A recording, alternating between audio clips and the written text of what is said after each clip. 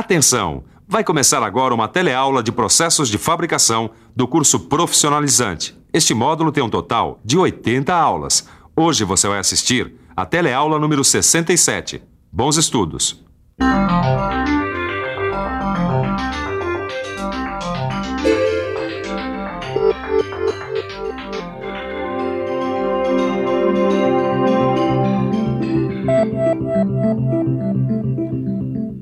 Eu dei um duro danado até conseguir chegar nessas peças aqui, mas ainda falta coisa.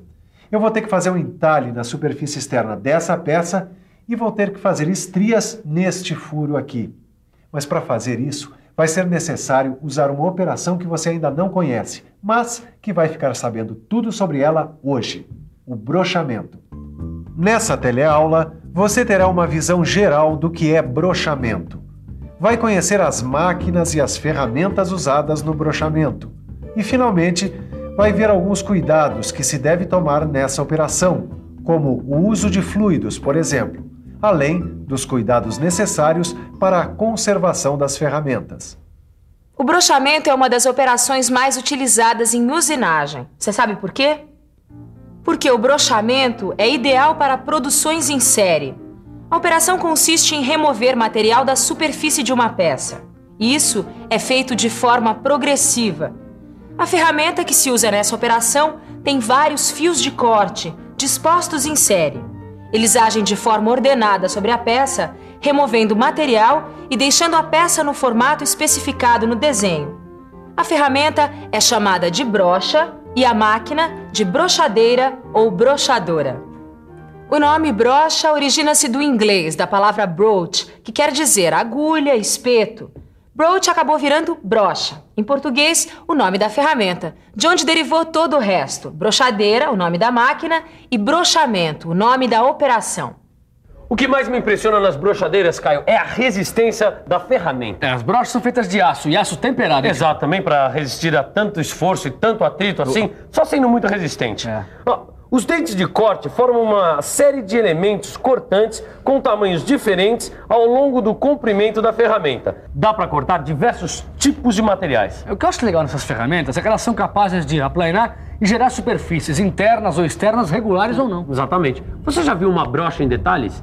Vamos ver de perto? Existem brochas de vários tipos, dependendo do trabalho que se quer realizar.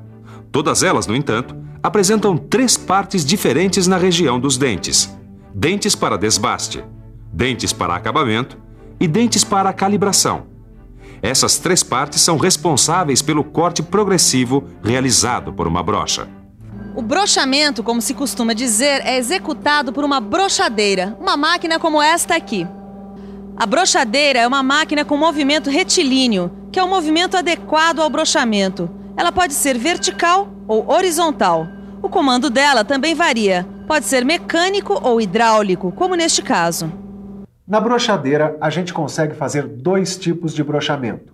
O brochamento externo, que é feito na superfície externa da peça, dando o acabamento final. Já para fazer as estrias no furo dessa outra peça aqui, vai ser necessário um brochamento interno, operação que permite modificar o perfil interno. Bom, eu vou fazer o brochamento interno dessa peça para que ela fique igualzinho ao desenho, Caio. Bom, então você vai ter que usar essa brocha aqui, Tito. Essa mesmo. Que permite fazer o perfil estriado. Bom, conforme o desenho, né? Dá para transformar em outros perfis também. O entalhado, o acanelado, o hexagonal, o quadrado. Mas o mestre pediu o estriado. Então vamos a ele. Eu ponho a brocha aqui, na guia da brocha. A peça eu prendo aqui, nessa outra parte da máquina. Tudo pronto. Repare que a operação é progressiva. Começa pelos dentes de desbaste, depois acabamento e calibragem. Tudo ok. No processo de brochamento, a transformação de um perfil é feita progressivamente, porque os elementos de corte da brocha têm tamanhos que aumentam gradativamente ao longo de seu comprimento. Olha só do que uma brochadeira é capaz. Essa peça aqui é a mesma que essa outra aqui, só que já passou pelo brochamento externo. Veja a diferença. Ela já tem o entalhe.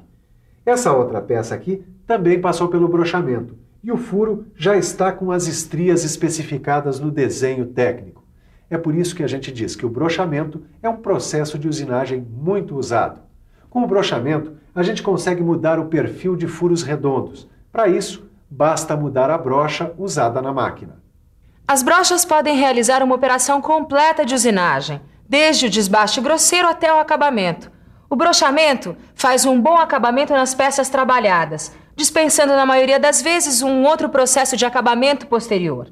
Vamos ver de perto o que acontece durante a usinagem?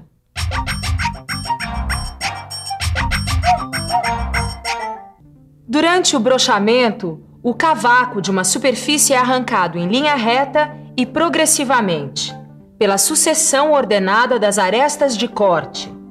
Como essas arestas se dispõem em torno do corpo cônico da ferramenta, elas vão cortando quantidades diferentes de material.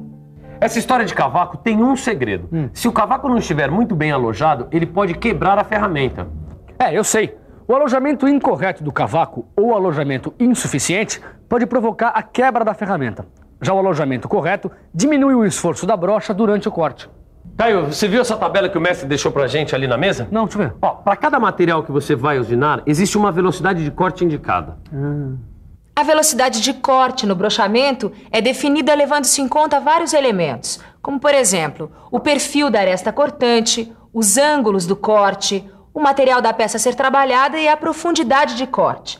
Como eu disse, esses são vários fatores que devem ser considerados na hora de se decidir pela velocidade de corte do brochamento. Agora, você sabe como escolher?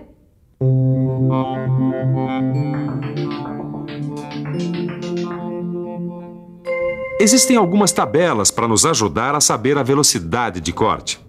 Essa aqui mostra a relação entre diferentes materiais e a velocidade de corte com uma brocha de aço rápido. Para brochar zinco, por exemplo, a velocidade indicada é de 20 a 30 metros por minuto. Já para ferro maleável, a velocidade varia de 5 a 9 metros por minuto. Essa tabela só vale para brocha de aço rápido. Para brochas de outros materiais, você vai ter que multiplicar essas velocidades pelos fatores de uma outra tabela. Assim, se formos usinar alumínio com dureza Brinell até 160, mas com uma brocha de aço ao carbono, temos que multiplicar a velocidade de corte por 0,50, que é o índice da tabela. Se a brocha for de aço rápido, com 5% de cobalto, o índice já é outro. Temos que multiplicar a velocidade por 1,10 e assim por diante. Bom, Tito, vamos falar agora sobre o fluido da brochadeira. Exatamente. Esse é outro segredo, Caio. Durante a operação de brochar, a gente deve usar fluidos para refrigerar o corte. Claro. O atrito, ele esquenta tanto a ferramenta como também a peça que está sendo usinada. Lógico. O óleo absorve o calor provocado pelo atrito da plataforma dos dentes da brocha sobre a superfície trabalhada.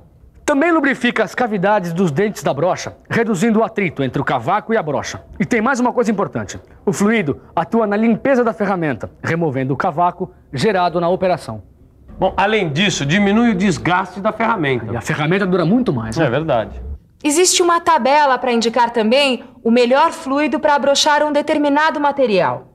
Para cada material existe um fluido ideal. É só procurar e descobrir. Se você for brochar aço inoxidável, por exemplo, o melhor é usar um óleo mineral com base de enxofre e tetracloreto de carbono. Se for uma liga leve, siliciosa, o óleo pode ser mineral. É só aprender a usar a tabela. As brochadeiras fazem dois tipos de trabalho. Existem as brochadeiras que comprimem a brocha sobre a peça e as brochadeiras que tracionam. Existem também brochadeiras que fazem as duas coisas, comprimem e tracionam. Oi, por favor. Você poderia explicar para a gente como é o funcionamento das brochadeiras? Bem, esta aqui é uma brochadeira vertical. Elas até podem tracionar, mas o mais comum é ela comprimir. Ou ainda utilizar ambas as forças para brochar internamente ou externamente uma peça. Certo. Esta aqui, que é uma brochadeira vertical, tem uma vantagem. Ela ocupa menos espaço. Além disso, tem cabeçotes múltiplos que podem fazer operações de várias peças ao mesmo tempo. Vamos ver agora a brochadeira horizontal. Vamos lá.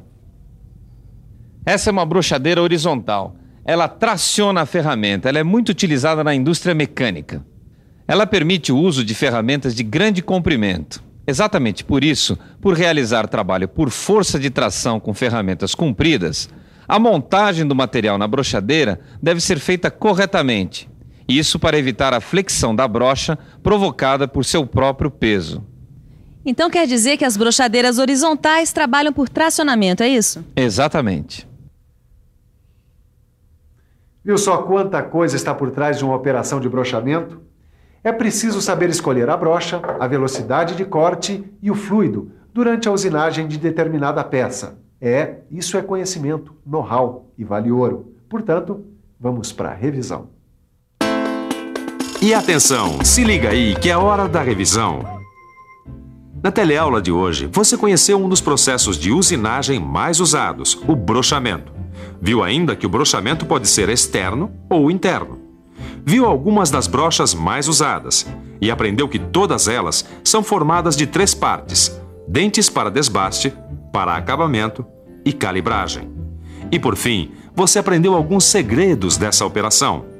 Como escolher a melhor velocidade de corte e o fluido ideal. Ou ainda, o tipo de brochadeira que realiza de forma mais eficiente o trabalho desejado. Quanta informação nova, hein? Assim você está ficando cada vez mais fera em usinagem, não é mesmo? Até a nossa próxima teleaula.